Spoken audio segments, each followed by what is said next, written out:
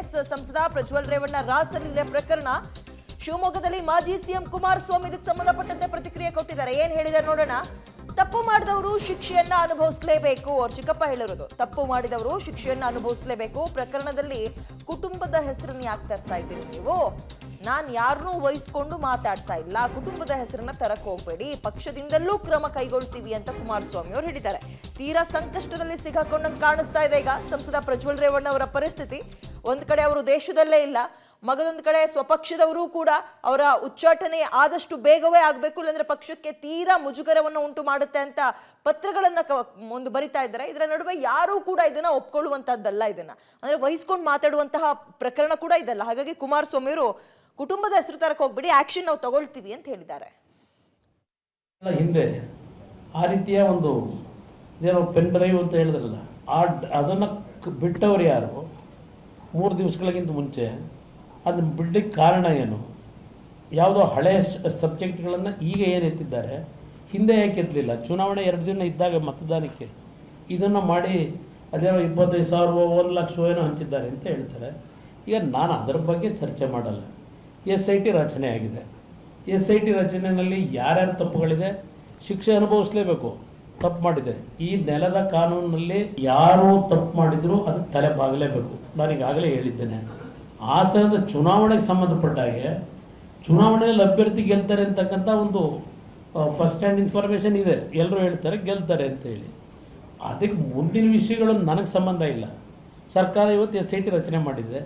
ಅದರಲ್ಲಿ ಯಾರ್ಯಾರ ಪಾತ್ರಗಳು ಏನೇನಿದೆ ಇದೆಲ್ಲ ಸತ್ಯಾಂಶ ಹೊರಗೆ ಬಂದರೆ ಇವತ್ತು ಯಾರು ತಪ್ಪು ಮಾಡಿದ್ರೆ ಶಿಕ್ಷೆ ಅನುಭವಿಸ್ಬೇಕಾಗ್ತದೆ. ಇದನ್ನೇ ನಾನು ಹೇಳಿರ್ತಕ್ಕಂಥ.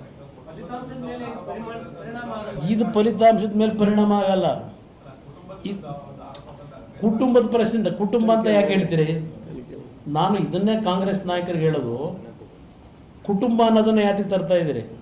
ಇಲ್ಲಿ ವ್ಯಕ್ತಿ ಬಗ್ಗೆ ಚರ್ಚೆ ಮಾಡ್ಕೊಳ್ಳಿ. ಇಲ್ಲಿ ವ್ಯಕ್ತಿ ಪ್ರಶ್ನೆ, ಕುಟುಂಬದ ಪ್ರಶ್ನೆ ಅಲ್ಲ. ಇದು ಕಾಂಗ್ರೆಸ್ನವ್ರಿಗೆ ಏನು ಮಹಾನ್ ಭಾವರು ಅವರೆಲ್ಲ ಭಾಳ ದೊಡ್ಡ ಇದರಲ್ಲಿ ಬಂದಿರೋರ.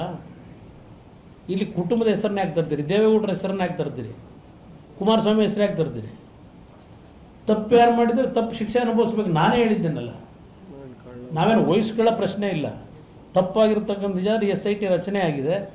SIT ರಚನೆ ರಿಪೋರ್ಟ್ ಏನು ಕೊಡ್ತಾರೆ, ಅದ್ರ ಮೇಲೆ ತಪ್ಪು ಮಾಡಿದರೆ ತಪ್ಪು ಅನುಭವಿಸ್ಲೇ, ಶಿಕ್ಷೆ ಅನುಭವಿಸ್ಲೇಬೇಕು.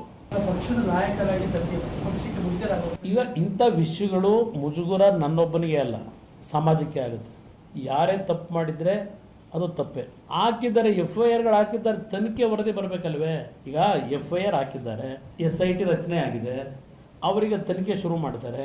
ತನಿಖೆಯಲ್ಲಿ ಏನಿದೆ ಸತ್ಯಾಂಶ ಹೊರಗೆ ಬರಲಿ. ನಮ್ಮ ತಕರಾರಿಲ್ಲ, ಯಾರ ಮೇಲೂ ಇನ್ಫ್ಲೂಯೆನ್ಸ್ ಮಾಡ್ತಕ್ಕಂಥದ್ದು ಪ್ರಶ್ನೆ ಇಲ್ಲ.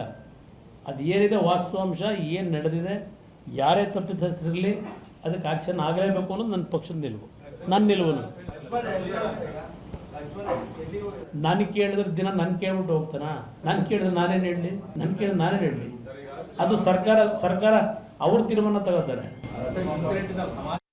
ಸಂಸದ ಪ್ರಜ್ವಲ್ ರೇವಣ್ಣ ಅವರ ಕುಟುಂಬದ ವಿಚಾರ ಬಂದಾಗ ಚಿಕ್ಕಪ್ಪ ಕೂಡ ಆಗ್ತಾರೆ ಕುಮಾರಸ್ವಾಮಿ ಅವರು. ಬಟ್ ಅವ್ರು ಹೇಳ್ತಿರೋದು ಕುಟುಂಬದ ಹೆಸರು ತರಕ್ಕೆ ಹೋಗ್ಬಿಡಿ, ತಪ್ಪು ಮಾಡಿದವ್ರಿಗೆ ಶಿಕ್ಷೆ ಆಗಲೇಬೇಕು. SIT ತನಿಖೆನ ಕೂಡ ಮಾಡ್ತಾ ಇದೆ, ಅದಕ್ಕೆ ಪೂರಕವಾದಂತಹ ದಾಖಲೆಗಳನ್ನು ಅವ್ರೇನು ಸೃಷ್ಟಿ ಮಾಡಿ ಕ್ರಮವನ್ನು ತಗೊಳ್ತಾರೆ, ಒಂದು ದಾಖಲೆಗಳನ್ನ ರಿಸೀವ್ ಮಾಡಿಕೊಂಡು ಅದಕ್ಕೆ ನಾವು ಕೂಡ ರೆಡಿ ಆಗಿರ್ತೀವಿ ಅಂತ ಹೇಳಿದ್ದಾರೆ.